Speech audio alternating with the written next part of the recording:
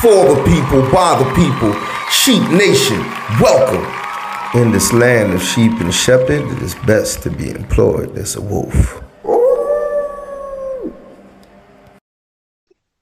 Same shit different day. Hope niggas ain't hating on us today, man. You know we got shit off the motherfucking ground.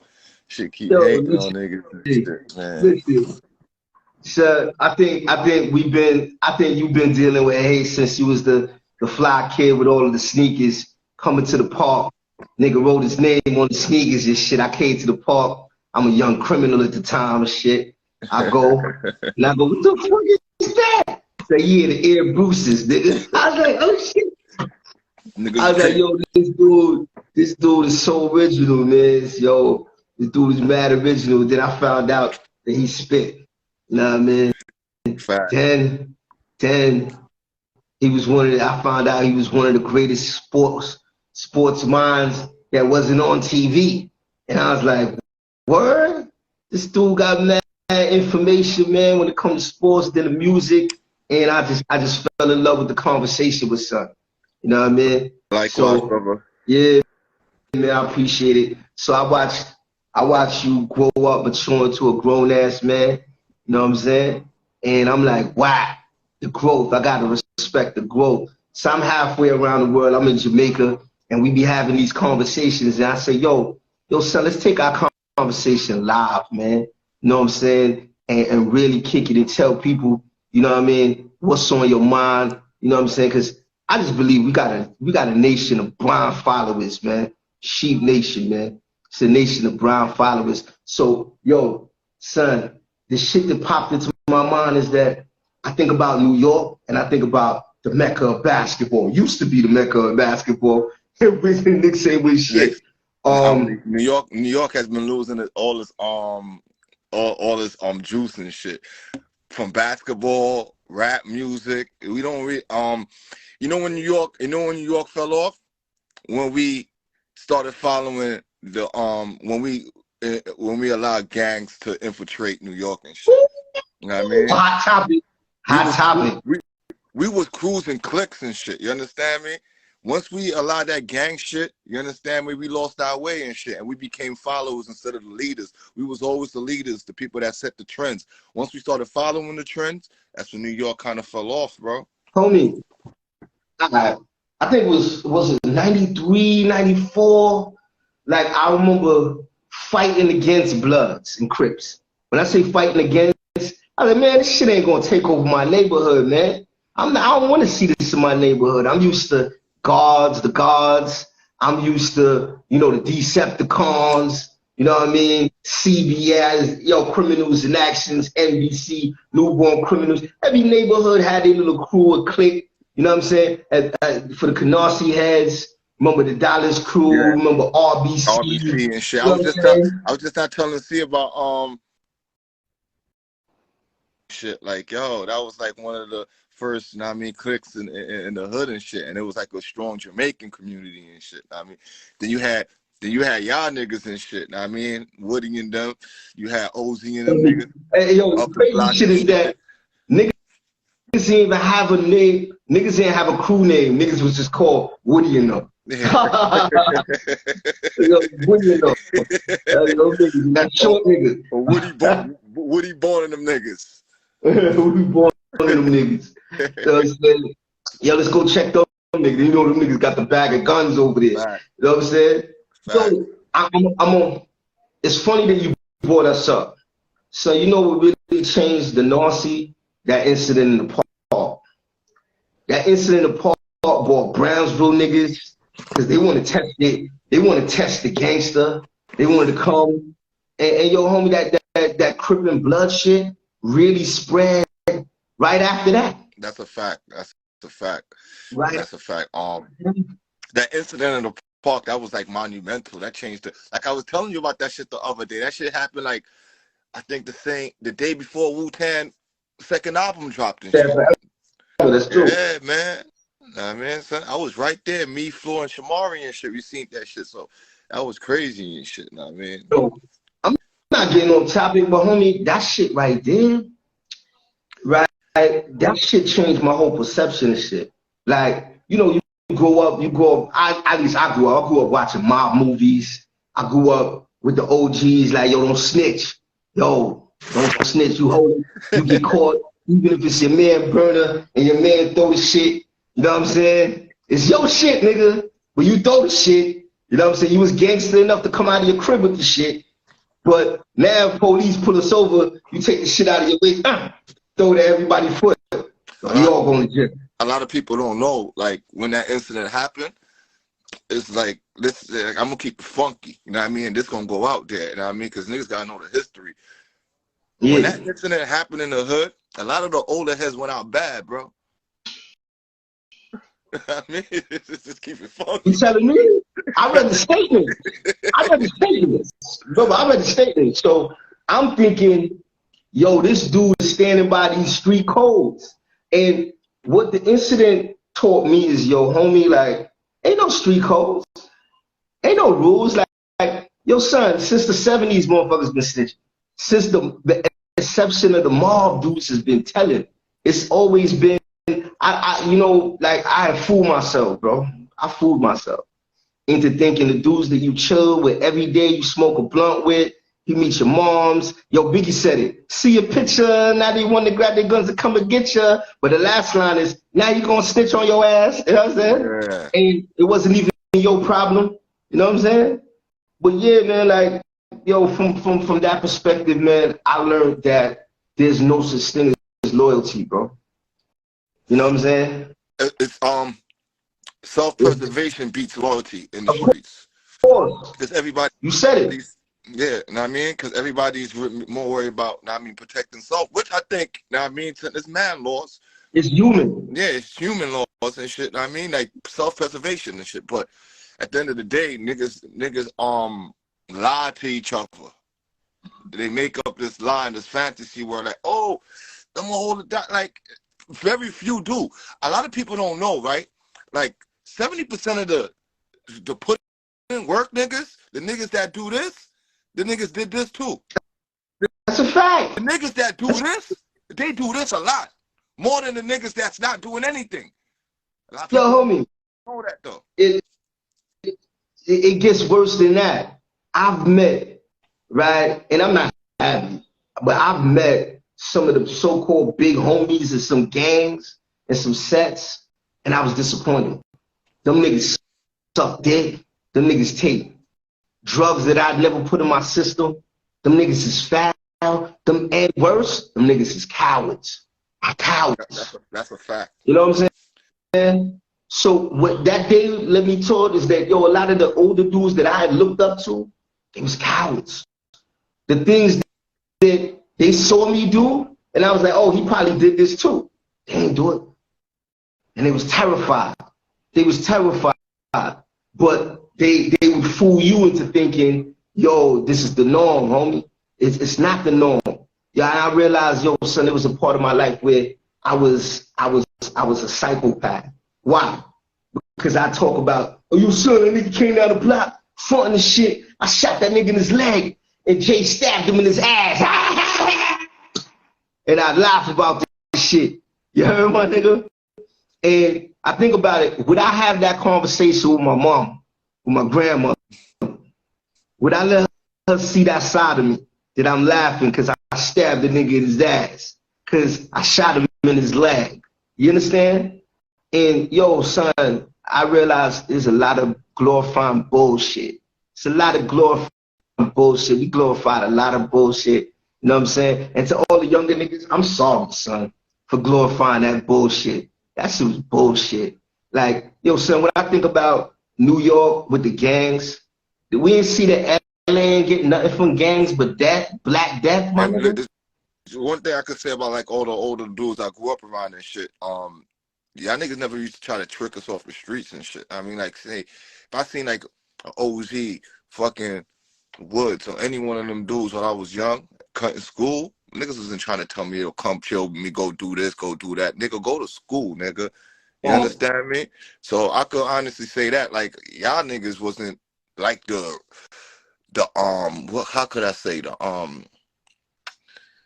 typical hood nigga. Cause a lot of older niggas trick young niggas off the streets and shit. Like you said earlier on, niggas was sending niggas on dummy missions and shit. And you young thinking, oh, they sending you on that mission because they put in work themselves, not knowing that they never did that. And you actually going out there busting your gun and shit, and you get locked, you come home and they looking up to you. And they older than you now.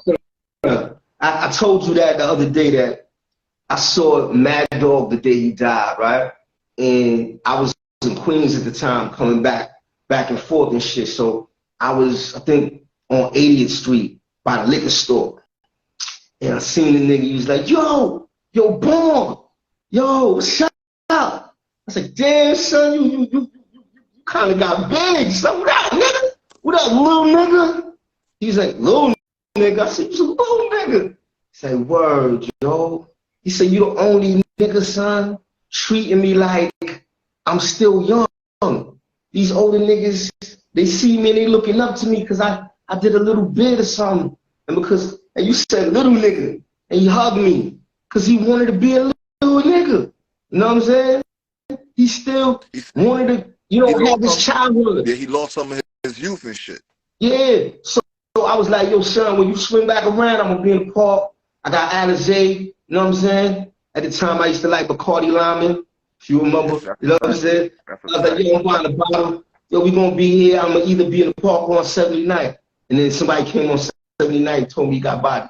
You heard? Bring that up to say, yo, a lot of the times, bro, the reason why I say, yo, go to school, because I wanted to go to school, son. But school became a battlefield for me. I'm from the era where the metal detectors came inside of the schools. You know what I'm saying? And homie, I just wanted to go to school. My dream school was South Shore. That was my Saved by the Bell. You know what I'm saying? That was at the time, like I remember that was supposed to be my Saved by the Bell, my nigga. I grew up watching that shit. You know what I'm saying? So I'm there looking there and I'm like, yo, check this shit out. Back in like 8th grade, they used to make you go to the high school. You get to visit the high school that you want to go to. You know what I'm saying? And so I remember going to South Shore and they had lockers. They had an automotive program, computer program. I'm like looking at this big ass school like, oh shit, I'm about to be like Saved by the Bell, my nigga, like putting shit in my locker. I'm like, yo, I can put the 2.5 in the locker. I'm having all kind of plans for next year. You know what I'm saying? I'm thinking of all kind of shit. Yo, homie, next year I go to school, my nigga. There ain't no more automotive program where if you're 16, you can get your license. It's like they took all of that shit out of the school. And I'm like, what the fuck happened? It's like the switch from Dickens to Julian. It's like the switch. Anyway, so I go to school, and I'm seeing niggas from the Ville, and of course, if you knew me back in the days, my nigga, I was short, but I had hands. You know what I'm saying? So I get into one little fight. You know what I mean? He want to come back. Instead of fighting again, he want to bring his knife. Bring your knife. Yo, get the burner, son. He ain't gonna cut me. So now school is a battleground. Yeah, all them niggas got burners. I'm assuming I could get a hammer too. And he gonna bring the hammer to school. If you remember around like in the 90s, the white kids came out of South Shore because the football player got stabbed. You know? Facts. That's probably before my time. That was y'all era, man. That's my era. So, long story short, I watched the metal detectors come to school, and then now if I go to school, I gotta bring my hammer. I gotta bring my hammer to school. And so school is not school when you gotta bring your hammer to school, right? That's a fact. Because I'm not thinking about no school ain't school no more, homie. I gotta bring the hammer. You know what I'm saying? So this shit is crazy, son. Like, when you think about it, man, like, I think we the only race of people, son, that we grew up in, I think it's called negativity. Not negativity, but negativity. You know what I'm saying? Negativity. Where there's a part where in my psyche I started justifying doing crime. Where being bad or going against the grain was being good. I'm trying to find the right word for it, where everything negative was positive at the time. Yeah, everything negative was positive. You know what I'm saying? Like, I know I'm jumping all over the place, but when you think about Bloods in New York, right, and the cause and effect, why was there Bloods in New York? Think about it. Breaking up, Lord. Shit breaking up, Lord.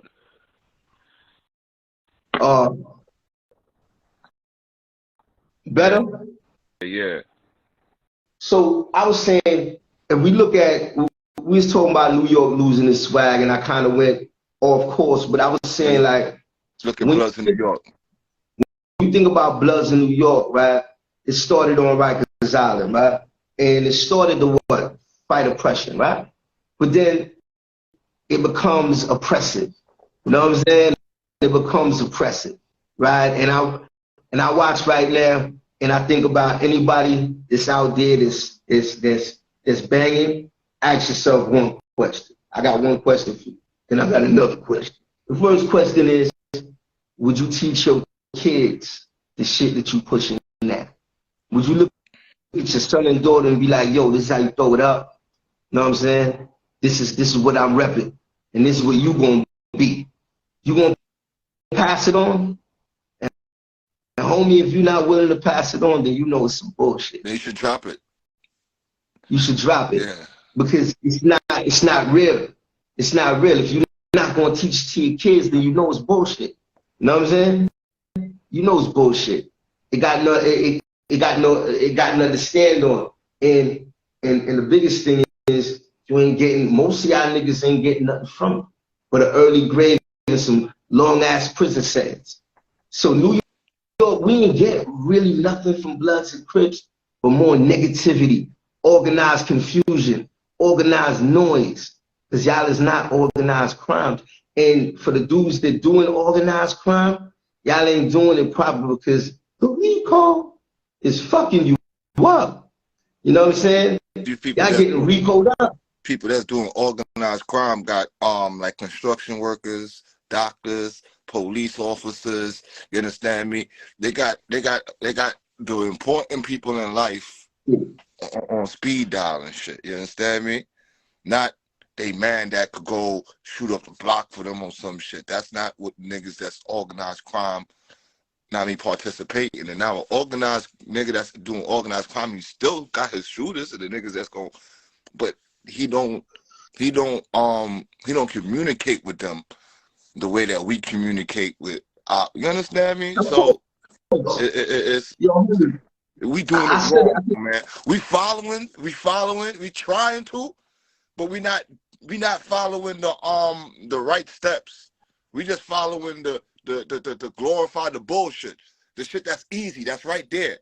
We not trying to take those steps and shit. We not sending no one of our little young boys to school to go be a lawyer. So if we get jammed up, he could be, you understand me? Like in the black community and shit, we got this thing like we against the police. But you're not supposed to be against all the police. That's their job. It's known that they're gonna be there. Like, you understand? Like I always used to hate when niggas like, yo, when they used to come out my crib, niggas like, yo, the boys out here. I'm like, so what are you telling me that for? Like, where are they supposed to be? Inside their house? Like, the boys is gonna be out here regardless. Like, you know what I mean? It's for them to do their job and for me to do my job. Their job is to try to catch the criminals. And me, as a criminal at the time and shit, my job is to not get caught. You understand me? May the best man win. That's how the game goes. You understand me? But niggas think that police is the enemy. Police is not really the enemy. If you took police out of this equation, we living in a war zone. It's a fact. And yo, you know, an older dude made a point to me, yo, bro. And I gotta get him, I can't remember his name, but he died in prison and shit, right? So I was in the Kaksaki program with, and I'm gonna give you the background. I was in Kaksaki, right? And upstate. So at the CAT, they had this program, bro, called the hospice program, where you sit down with prisoners that's dying in prison, right? And so I used to sit down with this white dude, and he was telling me, yo, you're not a fucking gangster. He's a bitch. I be like, yo, man, you old and frail, you bedridden, you about to die, you calling me a bitch. He's like, how did you get here? Italian nigga, he's like, how did you get here? I go, y'all got locked up. Said, when they pulled out the gun and said, freeze, what did you do? So, they locked me up, son. Said, yeah, bitch, nigga. So let me tell you something. When the cops came for me, I went out blasted. See me? Because I'm a gangster. See, a gangster doesn't freeze. They don't freeze up. You react. It's training. And I'm looking in his eyes, and I see it. You recognize the ending. Even though he's bedridden, I felt his energy. He gave me goosebumps, and you know it's real. And I was like, hold on, he just made a profound point that if you against the law, then you against the law, right? And if you against the law, when the police come and say, freeze, why are you following orders? You know what I'm saying? Aren't you a wild animal? So I think that a lot of people be perpetrating a fraud. Yo, I think it was Shakespeare that said all the world is a stage and the people are merely players, and people will be playing their roles and shit. Right now, I'm playing my role. The role that I want to play at this stage of my life is I'm a father, a provider, and I can respond. You know what I'm saying? Facts. And I learned over time, homie, that a man handles his responsibility. He's not a blind follower, because it's easy to follow. Hey, yo, I'm blood. I'm blood too. I'm Crip. I'm Crip too. You know what I'm saying? It's easy to follow, homie. You know what I'm saying? That's a fact. And you know what I learned too? It's easy to squeeze a trigger. So I don't respect that no more either. Especially it takes more guts to do this. Facts. To do that, man. Right. Because that's messy. That's personal. It's up close and personal. And so, you know what I learned? I'm gonna blow you up, my nigga. I was in a cat with a nigga named Ratty, right? And Ratty was a shooter in the 90s. Shooter. Niggas probably in the hood right now still telling a story about him. Like, yo, Ratty, they come on. Yo, I seen Ratty run around the yard. This nigga chasing him. Yeah, no. When niggas don't got this no more. They don't know how to use this. Because he got the hammer. They don't know how to use he ain't want shit. Because the nigga came was like, yo, here go gun, my nigga. Me and you won't gun a gun. Nigga was like, nah. Nigga threw the shit and ran. Because it was going to end nasty for him. You know how niggas talk about nasty work? That's nasty work, homie. So when somebody come to you like, I'm going to give it to you, son, yo, here. What's up? Me and you, gun for gun, nigga, what's up? It's just me, you, your balls hanging, my balls hanging, nigga. Sweat. Let's go. You ran. Because I can't shoot you from a distance no more. I can't catch you walking around the corner. I can't drive by you. I can't sneak you. I can't sneak you. I got to be a man. Because a lot of niggas do a lot of accident murders too. Like, shoot from, they don't really look at niggas. Recognize there, Mickey Ross, accident murderer, right. Great song. A lot of niggas don't look niggas in the eyes and shit. You understand me? And do that shit. So niggas do a lot of shooting a nigga is easier than stabbing a nigga. You know what I mean? That's a fact. It's easier than stabbing a nigga because you could close your eyes and just squeeze the trigger and shit. You know what I mean? Homie. You gotta feel. You stabbing a nigga, you feeling it. It's like it's some emotion in that shit when you feeling you going into a nigga. Telling you, son. You hit the nail on the head, homie. And a lot of dudes don't got the guts for it, heart for it. You know what I'm saying? And they fold up. I seen it, son. I seen it. Legends fold up. Fold up. Legends. Yo, you in the box. And then boom, that dude just come through the door. Here you go. You in the cell with him now. When when you was in population, he was the only Crip dude. He was the only Crip. Now you in the cell with him. Yo, Scrap, I'm gonna let you live. Nah, I don't want you to let me live. What's up? Because you was fronting on that nigga. You was around them Bloods and you was fronting on that nigga. Now Understand? Now it's one-on-one. Now you got to see But that. you can't do it. You know, and yo, homie, I ain't gonna front. I ain't gonna diss this new era. But that's what I liked about my era. I like this thing where I get caught in the neighborhood, my nigga. I remember growing up in the 80s and the early 90s. Because the 90s kind of got shaky with the burner. But homie, in the 80s, like homie, I could walk through a neighborhood. There was a neighborhood where there was a crew called OTR in Flatbush. Older Flatbush heads would know what I mean. And you would walk and they used to be like, "Woo-hoo." So homie, I remember I was going to E Hall to pick up my sister. My sister was older than me, but she thought she was the shit, but she couldn't deal with the attention, so I had to go get my bigger sister. You know what I'm saying? Right. So anyway, I headed up there. Niggas see me, they know I'm from Vanderbilt. So they're, we got one. Yo, homie, they surround me. I'm like, yo, I'm only 13. Like, nah, I saw you fight, nigga. Nah, what up? Give me the fair one. All right, who you want to fight? Him. Beat that nigga ass and I could leave. I get my ass whipped, but they ain't jumping me. Because I said, yo, fair one. You know what I'm saying?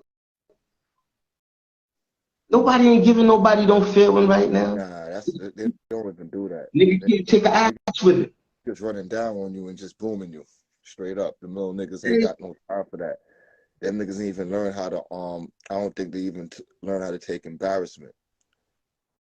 You know what I'm saying? Yo, homie, I'm from the era of being dark-skinned and you gotta go to school. And school is about snacking. Oh, yeah, your moms ain't got the money to buy you the new That's what I'm saying. And it's Easter? This era is different now because kids go to school with their pajamas on now. So you be seeing them wake up early in the morning, basketball shorts, a white t-shirt, and some slippers and socks. And they just going to school. I'd be like, damn, son, back in the days, we had to be fly every day. So that was like, you know what I mean? So I had to make sure I knew what I was wearing the next day or some shit, man. You couldn't wear the same shit twice. Now these niggas is just like waking up out the bed and just going to school looking anyway, my nigga. They don't give a fuck. I'm telling you, it's nasty out here. No, but I'm down here, and so I'll be watching the kids go to school. They wear uniforms. So it's all about what you got on your feet and your uniform being, and it's like, I could rock with that because, you know, upstate, you got your greens on, right? So you feeling like, hold up, I gotta have, my sneakers gotta look crazy. My greens gotta be straight. You know what I'm saying? So I did my bit wearing ones and twos. You know what I'm saying? Wearing ones and twos and shit. You know what I'm saying? So state greens used to be immaculate. And I'm watching these kids and I'm watching them with their creased out uniforms. You know what I'm saying? It's the music. Yo, I don't even want to talk about their music. This era of music. Yo, it's so crazy, right? Because my little cousin, the nigga make music and shit. And he like 16 years old and shit. And he was playing, this shit sound crack though. And I'm like, damn, he was watching me all these years when he used to be in a room with me and I used to be recording music and shit. He actually was paying attention.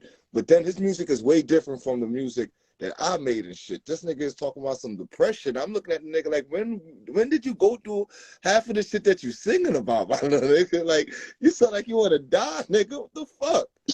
These little niggas different, bro. Like, they make, they the rulers of the emo music and shit. Emotional ass niggas and shit. But, you know, the difference is we grew up doing this, right? They grew up popping pills. And they grew up where this is more accessible. The reason our hip hop, right, lacked melody and all of that is because of the places where it derived from. You have to go someplace where nobody can smell this. Where, yo, let's go in the hallway. Think about what made that era, the era that we came up with of music, right? It's the vibe of the people, what they was smoking, what they was drinking, how they hang, right? So think about why the beats was hard, you know what I'm saying? And think about why the beats is more melodious and laid back like that. Everything was hard back in the days. Yeah. You had to work. Everything was hard.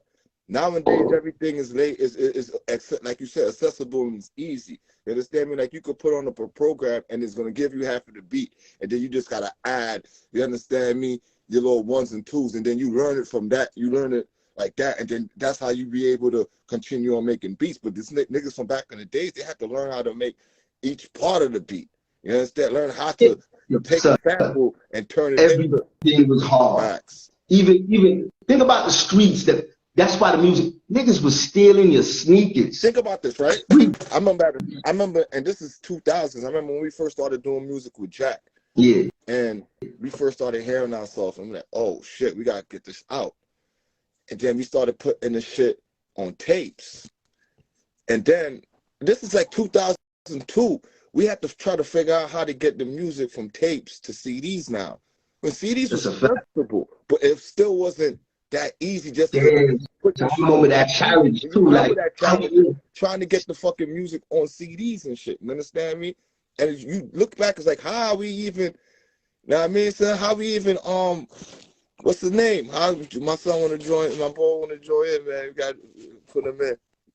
Nah, I don't know. You add, yeah, but you know what I mean? That shit. Forgot what I was saying though. How you ask? How you add people? Press view. Y'all already. I gotta join this live, man. I like what's going on here. I like what's going on here. This is my kind of talk. This is my kind of talk right here. Hey, what's up, B? What's good, my God? Yeah, man. This is good talk. Yo, I see what you're saying though, bro. Like the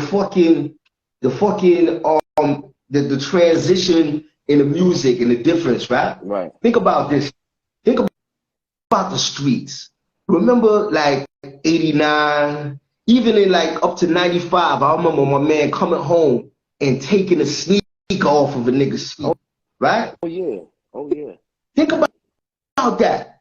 That niggas was so hungry, the niggas would take the sneakers while he was in the streets. That's some shit that's reserved for jail, right? So niggas bought jail home. You know what I'm saying? Motherfuckers bought jail home and was taking it for the streets. Niggas was taking niggas taking niggas Jan Sports. Niggas so hungry they take your Jan Sports strings.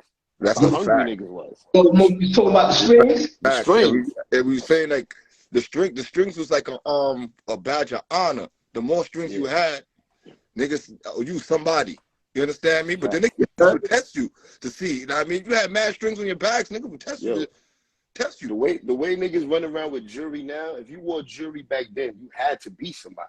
You couldn't just wear no jewelry. Niggas running around with jewelry on thinking like, oh shit, yo, I got a big chain on. Nigga, you know, if you wore a chain, Here's what's funny now. Here's what's funny now. You hear me? That's a great point. Here's what's funny now. You take a nigga sneaker now, that's an embarrassment to take a nigga shit. Nigga be like, yo, this bum ass nigga taking my sneakers. You on some bullshit. You on some bullshit. Listen, the crazy thing about it, niggas is walking around comfortable in like $1,000 sneakers now and shit. Like, it's nothing. You understand me? That's a fact. Imagine these niggas in that era. A lot of these niggas would have been dead. Oh, hell yeah. Hell niggas, yeah. Niggas would have been dead. Nigga got $1,000 sneakers. You could was down over $80 Nikes. Bro. $80 Nikes. Less than that. Uptowns, my nigga, with the high tops with the straps in the back and shit. the straps that hung off the back and shit. That hung off the back. Yeah, facts. You couldn't wear that back in the days. Niggas, right now, this era is just like is a watered down era. You know what I'm saying? And time, you gotta remember, time changed. Look at this. You shoot a nigga right now, you're done. you cut a nigga, you're done. There's a camera on every corner. Corner. And if you got and if the camera on the corner not looking at you, somebody got their phone taping you, recording, and you're not even seeing it. Yeah. Yo, homie, it's the safest era. But here it is too. It's the era. Yo, there's no real hard times, homie. There's no real. Yo, if you think about it, son, for there to be $1,000 sneakers and it's still coming off the shelf, what kind of money is in New York? Homie? That's a fact. Do you realize money that's floating around New York City? Yeah, because parents sending their kids to school for in junior high school and $1,000 sneakers Homie, and shit. That's $70 was hard. My mom's was a fucking Caribbean parent, homie. Same here, bro. That's how $80 sneakers, Jordans. Let me tell you how different it is. Yo, if you did bad in school, mom sending me to school in Olympians. All right. And them old Reebok preseasons that I had that I've been beating down all summer, I'm trying to wear that to school. She hiding that, like, you know, go to school in that. Facts. Right? So all of that, wearing this and wearing that, you know what people gotta stop doing? Our era, we gotta stop doing that. Oh, cause I didn't have it. Yo, my kids gotta have it. Nah, man. Then they're gonna grow up. Once they hit 16, 17, you gotta keep it going. You gotta keep it going, or they gonna end up in the streets trying to get it. So if you say no, forget about it. They go on a tantrum. Oh, you don't love me. Yo, can I add something to that? Yo, bro, I'm from the era. Yo, homie, I used to pack bags. When I was in junior high school, we all pack bags. We all pack bags. For me to get the sneakers I wanted, before I even took and put weed in a bag or put crack in a fucking vial, my nigga, I went to the fucking Key Food, and I used to pack bags, get my JanSport, pack bags, get my sneakers. You know what I'm saying? And it's after school or fucking on the weekends, I'm dead. So that was my first hustle. Like, hold up, people gonna give me shit, and if I walk into the fucking car, I get $3. What Smoke said was right too about the parents. You understand me? I'm putting a crush on the kids and shit. Know what I mean, that's a fact. Cause you know, we all from the hood. So I kind of caught myself doing that at a time. And then I had to talk with my mom, and I'm like, yeah, mom, they doing good in school. I just bought them a PS or whatever. She's like, they supposed to do good in school. Why you rewarding them for something they supposed to do? You feel me? We don't reward them for something that they supposed to do. That they supposed to do. You feel me? So, yo, bro, I remember with that mentality when I touched my first part of real money, I got to buy a crib, son. You remember? Bought the crib money. I'm like, hold up, I'm gonna hook the crib up. I got my son. My son got all the Jordans. He's not even 2 years old, right? And I'm thinking, now, the time I got to think about this, though, is when I was laid up. I'm laid up in my bed, doing my bed, and I'm like, yo, man, I spent mad money. I'm thinking about things I spent money on, like, the lawyer and so on. And then, you know, when I talk to Shorty, and Shorty like, yo, I can't do this and do that because, yo, the mortgage without you bringing in the money and all of that. And I'm thinking, nah, but we got money. But I realized we just had a bunch of material shit. Yeah. You know what I'm saying? That don't mean shit. It has no value. No value. It got no value. Yo, homie, I was one of the first niggas with big flat screens on the wall, my nigga. I'll help put half of them shits up, nigga. Yo, and which is the truth, my nigga. And I'm like, yo, when I got locked, I was like, yo, Shorty, if you get a hard time, sell the jewelry, none of this shit was close to what you paid for. You know what I'm saying? We got, so, you know what it is? Like, hold up. We grew up with different, like, our mindset was, we thinking too fast. We moving too fast because we felt like we ain't have shit. You know what I'm saying? But our parents, you gotta remember, we all islanders. We all from the islands. Our parents came here to make life better and easy for us. But we ain't look at it like that. We like, all right, fuck it. Yeah, mom's got a house. Mom's did this. We went the other way because I'm pretty sure none of us had to be in the streets. You know what I mean? I don't know your situation. I don't really know your situation, but I know Caribbean parents ain't no way in hell we on the street begging and You know what I mean? We might have had that's against they. That's even against they. All right. That's how she brother. They offer the food stamps. Our parents like, no, fuck that. We don't want no food stamps. Nothing. That's one thing I could give Casanova some respect for, because he said that shit, man, in an interview. He's like, yo, I grew up good. He said, I just had to leave my house and I'm around my friends and, you know, I got influenced by my environment and shit. Exactly. You know what I mean? That's the only thing, our environment. You understand me? Yo, it's like we had to leave our house. This shit is, I'm gonna be real, man. And I think it's in all black neighborhoods. No matter if you're from the Caribbean or whatever, it's not enough male figures, right? That can grab your attention and respect and to mold you and to guide you. You know what I'm saying? So you gotta get outside influences. Because after a while, your mom's a hit stop hurting. You know what I'm saying? And the voice, you're a woman, mom, come on. And then after a while, sometimes your moms get exposed as you get older. You like, word, you find out about your mom. You like, oh man, mom, you really made him do you that? Right. Or understand? And so what I'm saying is that male figure that I am right now, as I'm getting older and I got teenage sons and all of that, and I'm getting older, I'm like, damn, that's what I was missing. I gotta give it to him. I gotta give him my time. Yo, homie, I'm on the phone with my son and his girlfriend, being the mediator, like, hey, you know, I think you should give him a chance, because and I'm laughing to myself like, wow, y'all never had this. That could talk to my girl's father.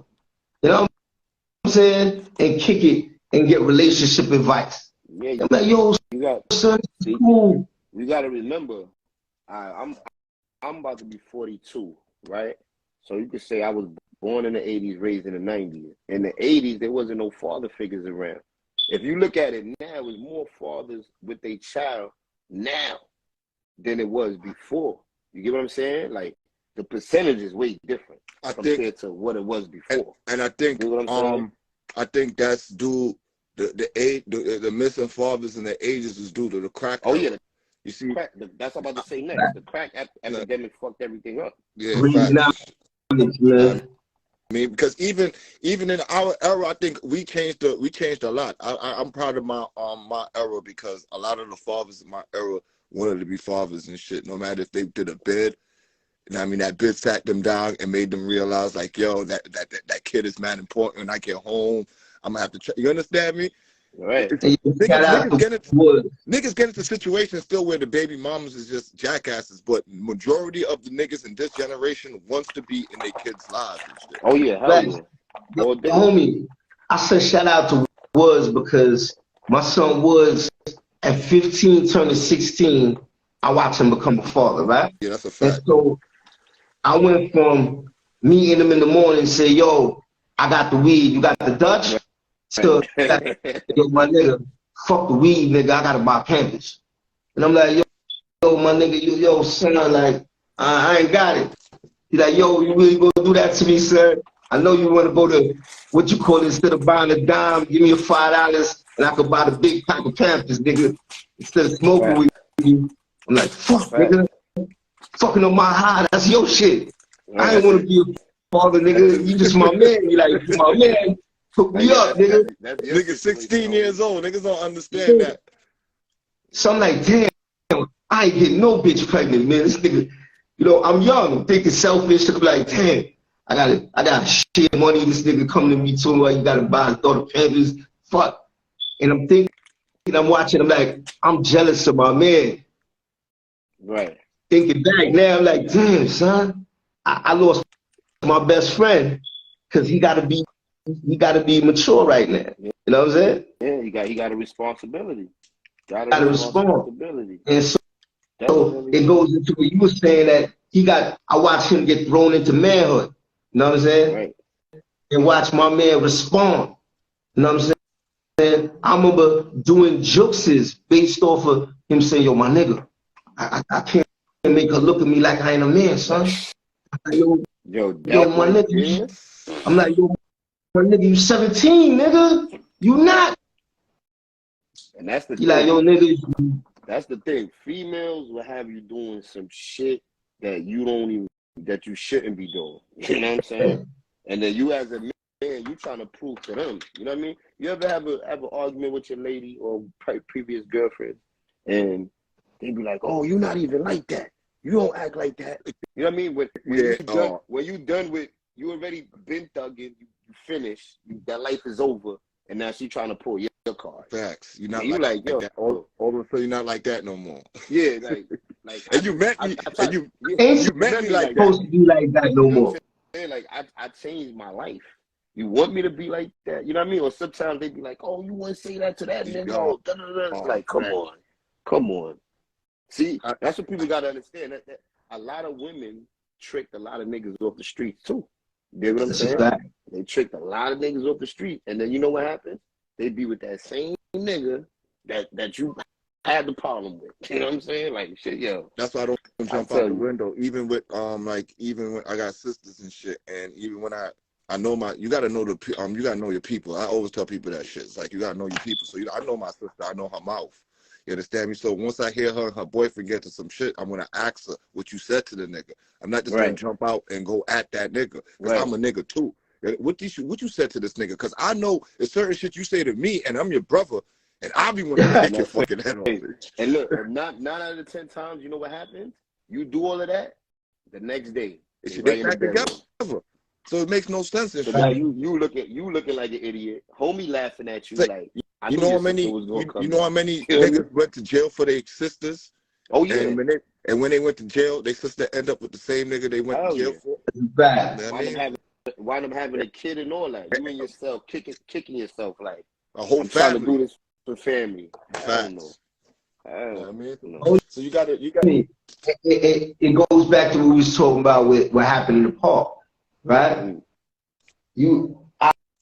I watched a dude from Detroit come to my hood in Canarsie when I was young, and the so-called gangsters that I grew up around, the older heads, I watched them go, "Yo, come here, son."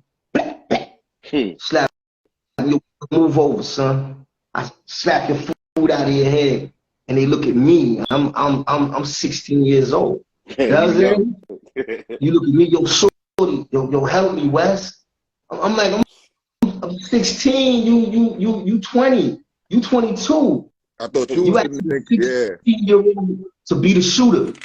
You know what I'm saying? To be your heart. And that's what happened. The young boys did what they did. And the older niggas, that's what I remember I said early on in the live, a lot of niggas went out bad around them times and shit. You know what I mean? Facts.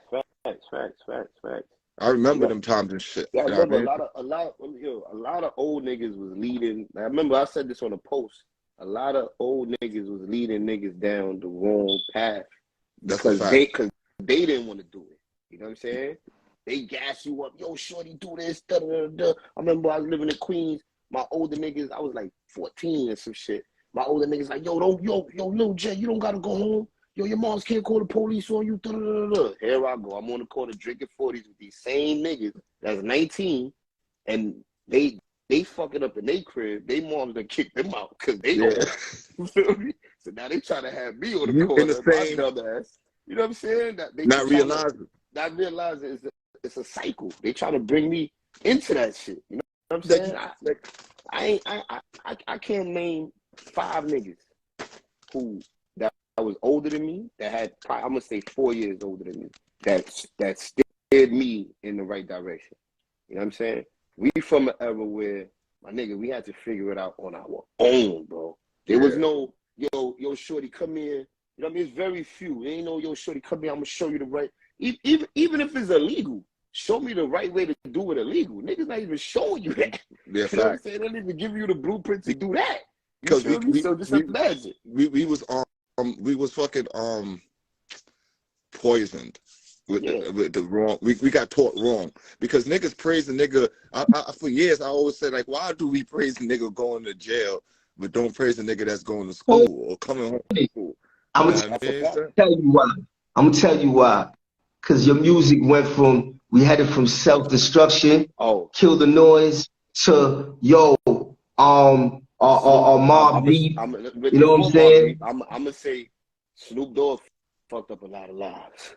Gangsta. Snoop Dogg. I remember riding that B6 bus, bro, coming from Boulevard Projects to go to Build to see my nigga.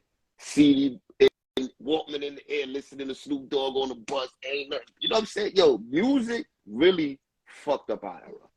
I'm telling you. You know what I'm saying? Snoop Dogg did bring like a gangster mentality. Yeah, just like I'm a gangster, you a pimp. You know what I mean? I'm telling you what Snoop did to me. Snoop made me, with that first album, is when I started disrespecting bitches. Yeah. Meaning, that's when I started calling girls bitches. Oh, yeah. That's I'm going to tell you the truth there. That's when I was like, yo, man, yo, bitch. That's a fact. Because before, I look at you like, oh, yo, shorty, you mad cute, you my queen, and da-da-da-da. Now it's like, nah, bitch, yo, come here, bitch. Yeah, he did usher in that. I'm just being real. He did usher in the disrespect. That little Kim made bitches start sucking dick. Yeah, she did. You know what I'm saying? I just said that the other day. If it wasn't for her, boy. Before her, they wasn't even comfortable saying they do that shit. At all. Nah. It'd be the ugly bitch in the hood. You had, who you had? You had Queen Latifah, dressing, no sex appeal. Only sex appeal back then I could say was probably like Salt and Pepper. And I didn't even really consider them as like real rappers. They were so they sex appeal was through their looks. Yeah, through their looks.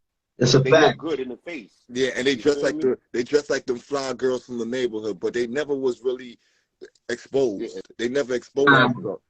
Little Kim, she fucked the game up. Definitely. When she came, son, I'm gonna tell you the truth. Around that time, bitches I'm fucking don't even want me to turn the light on. You know what I'm saying? They be like, of course. That's shit. Yo, I watch music change the whole pulse of that.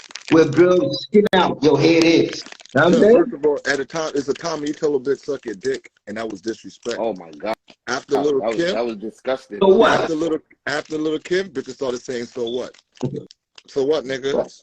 So who cares, nigga? So what? You saying it like you're embarrassing me, type shit. That's a fact. Just off of that, would you say she's the greatest female rapper ever? I could give her that. You know why I could give her that? Because of the influence.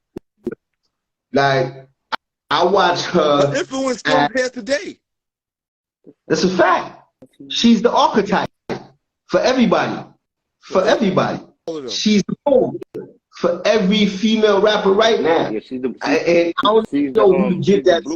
Either if I give it to Puff or if I give it to Big. I don't know who came up with, you know what I'm saying? I think more Big, because Puff didn't have too much control of Kim at the beginning. They didn't give who joined right now. That's a Little Kim pose. Uh-huh. Now I was looking at Shorty that joined with the picture right there. Yeah, I was saying that's the Little Kim pose. You got to say, because Little Kim, I think Biggie was smart enough not to give Puffy too much control of his idea. He didn't want Puffy all over that situation right there. Yeah, remember that was his artist. That was his brainchild. Everything was him. This is why he never signed them over to a Bad Boy, none of that shit. Know what I mean? Because he didn't want Big to eat off Puff to eat off of them. And Puff is so much of a slime ball where Puff is not gonna lay his services, you know what I mean, just for free. Hey, yo, tell you, Biggie, them niggas, he already had the CEO mind frame already. He see what was going on. He hung around Puff that year. He was like, yo, you know what? I'm gonna bring Junior Mafia. If he ain't, let's go back, right? If Biggie ain't die, right? He was about to sign Cameron. Cameron, a few years later, got hot. Dipset would have been with Biggie. You know what I'm saying? Everything, if you really want to be technical, everything that was coming from Dipset would have just been a branch off of Biggie. Facts. You know what I'm saying? What's the name would have never left the Bad Boy, the Locks. They definitely not. They would have never left Bad Boy. Mace would have never retired. And Mace would have been like Biggie's he would have been like Biggie's Mace. Homie. I mean, Biggie, Memphis, like how Memphis is to Jay, rap-wise, I think Biggie loved Mace that much and shit, understand me? Because Mace was just a fanboy. Yeah. I be real with you, son. Was, and hold up real quick, and he was never threatened by Mace's lyrical ability. My nigga, I'm gonna keep it real. I don't even think Biggie would have even rapped that long. He probably would. I think he would have just did the. I think after he would have dropped a few, like when I say not rap that long, I think he has so much artists. He would have been pushing them artists out one time. Little C's was supposed to be a star. Whether Biggie was writing his rhymes or whatever, Little C was supposed to be next up. He was gonna be next up. Him and Kim. Then Junior Mafia. Then he would have had Cam. Cam would have brought Jewel. And then remember, him and Jay was dropping that album together, The Commission. Been crazy. Yo, imagine if that album dropped. When you brought up Mace retiring, you know what popped in my head? And I ain't a conspiracy theorist, but I'm gonna say it, that Mace retired was weird, bro. Mace was scared. You know what I'm saying? And I think he was scared of Puff, because he knew that Puff pressed the button and did. And I put that together years later because it just seems weird that you would cancel a trip for artists going on a London tour, European tour, to come chill with you in the club in LA. And you got a broken fibula bone. I don't think he pushed the button. I think he was just scared, right? So by Biggie leaving, Biggie's taking a whole protection, a whole side of niggas with him. At least Puff's out there naked with just him and his people. I had more security, nigga. Puff felt more comfortable with them little young Brooklyn niggas around him, like D-Rock and them niggas in them parties. I ain't gonna lie. This is what I think. Puff did it for the money. So y'all think Puff got my boy up? I think he did it for the money. Cause yo, it made sense. Big signed for one album or whatever. He tried to throw him some money for the next album. Big say, yo, I'm out. Remember now, Puff just left from what's the nigga name? Andre Harrell or whoever. Just left them. He's trying to get Bad Boy together. Craig Mack so-called flop.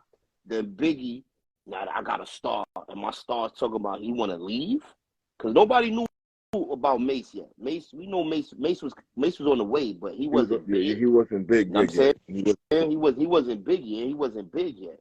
So now you gonna leave, you drop a double CD, and then he dies. Puff made like $60 million that year. Off of Biggie dying. Then dropped his album and sold $7 million. Made another $50 million. Which Biggie wrote half of it, so he didn't have to pay. He didn't have to pay Biggie for that half. You know what I'm saying? So now you're looking at a man who was just with Andre Harrell, was probably worth a few millions. Now Puff is worth fucking $100 million. He gotta go. The student done passed the teacher, because by that time he had Andre working for him now. You gotta look at it like this. This is something his entire career. Right. You stood next to Biggie. You put hot on him. That's stand next to the fighters you want, right? You stood next to Mace. You stood next to Jock. Look, Puffy might be the destination for anybody going nowhere. As if the storm of homosexual allegations haven't been bad enough, Diddy has now once again found himself at the center of Biggie's demise, along with several other celebrities.